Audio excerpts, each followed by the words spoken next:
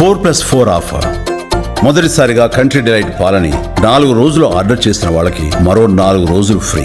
ఇంకెందుకు ఆలస్యం, యాప్ ని డౌన్లోడ్ చేసుకోండి.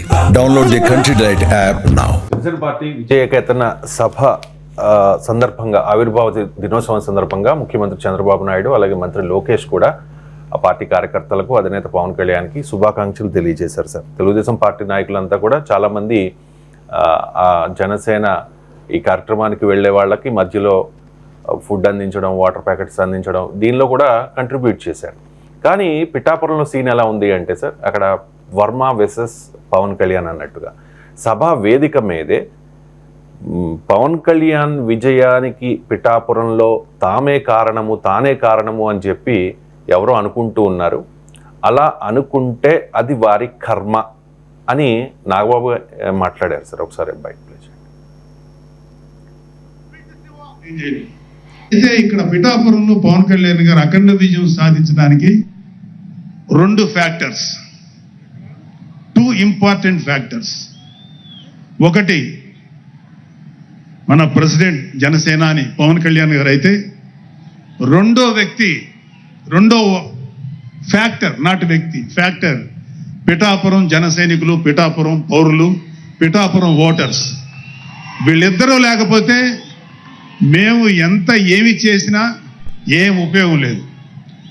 సో మాలో ఇంకెవరైనా సరే పవన్ కళ్యాణ్ గారి విజయానికి నేనే దోహదపడ్డాను అని ఎవరన్నా అనుకుంటే అది వారి కర్మ, అంతకంటే ఏం చేయాలి. ఇండైరెక్ట్ గా వర్మకి చెప్పినట్టుగానే ఉంది సార్, అదే ప్రచారం జరుగుతోంది.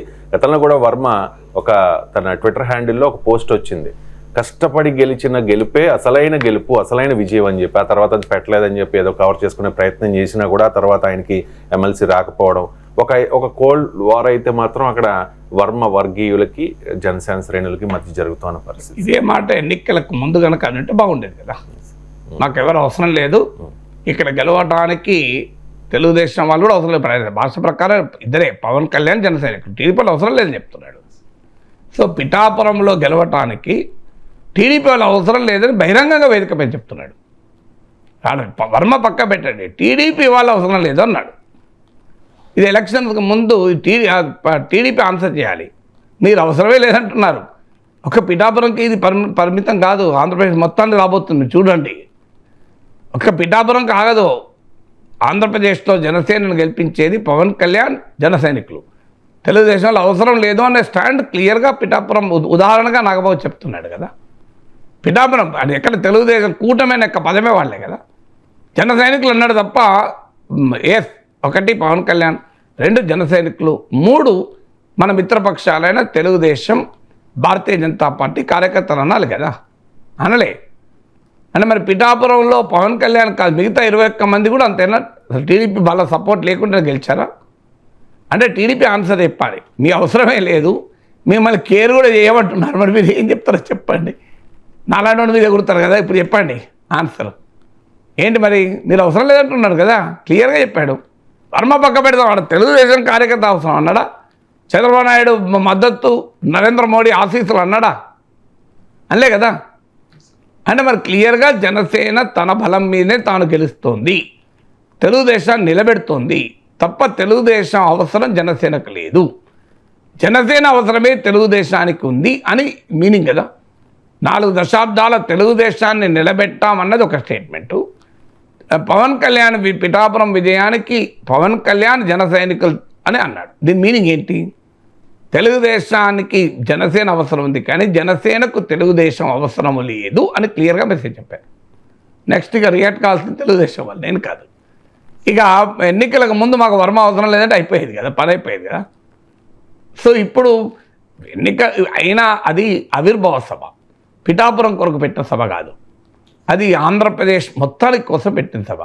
అసలు ఆ వర్మ ఫ్యాక్టర్ తీసుకురావడం వల్ల ఆ మీటింగ్ ప్రాధాన్యత తగ్గించిన వాడు అవుతున్నాడు.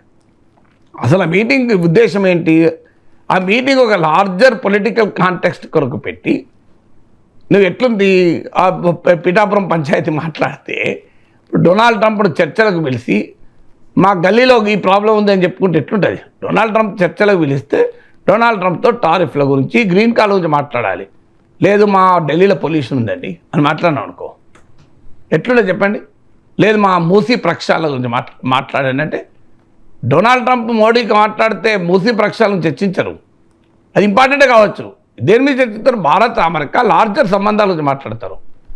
లేదండి మా ఢిల్లీలో లైబ్రరీలో ఒక 2 బుక్కులు లేవండి, అమెరికా వాళ్ళు ఇస్తారా అని మాట్లాడుకుంటారా?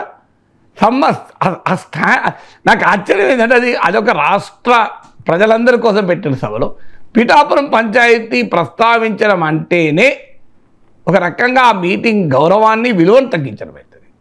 ఆ పాలిటిక్స్ ఏదో లోకల్లో మాట్లాడుకుంటారు కదా, ఈ సభా వేదిక సందర్భమే కాదు కదా, సభా వేదిక ఔచిత్యాన్ని దెబ్బతీస్తుంది. అంటే అంత అసహనం ఎందుకు?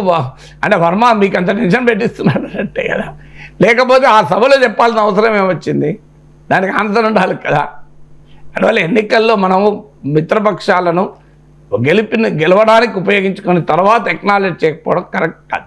అయితే వర్మ వల్లనే పవన్ కళ్యాణ్ గెలిచాడా? వర్మ వల్లనే గెలుస్తాడంటే పవన్ కళ్యాణ్ ఎందుకు వర్మే పొడి చేసి గెలుస్తాడు కదా అక్కడ ఇండిపెండెంట్గానైనా. కానీ వర్మ సహకారం ఉంది అన్నమాట, దాన్ని ఎక్నాలెడ్జ్ చేస్తున్న అభ్యంతరం ఏంటి? అది పవన్ కళ్యాణ్ గతంలో ఎక్నాలెడ్జ్ చేశాడు కదా, ఇప్పుడు ఎందుకు మళ్ళీ ఎక్నాలెడ్జ్ చేయడం లేదు అర్థం కాదు. అందువల్ల పవన్ కళ్యాణ్ వర్మ వల్లనే గెలిచాడు, లేకపోతే గెలిచేవాడు కాదు అని ఎవరన్నా అంటే దానికి పవన్ కళ్యాణ్ నాగబాబులు రియాక్ట్ కావాల్సిన స్థాయికి అది ఎవరో లోకల్గా ఉన్న పిఠాపురం లీడర్ రియాక్ట్ అవుతాడు. Why should they take it so seriously?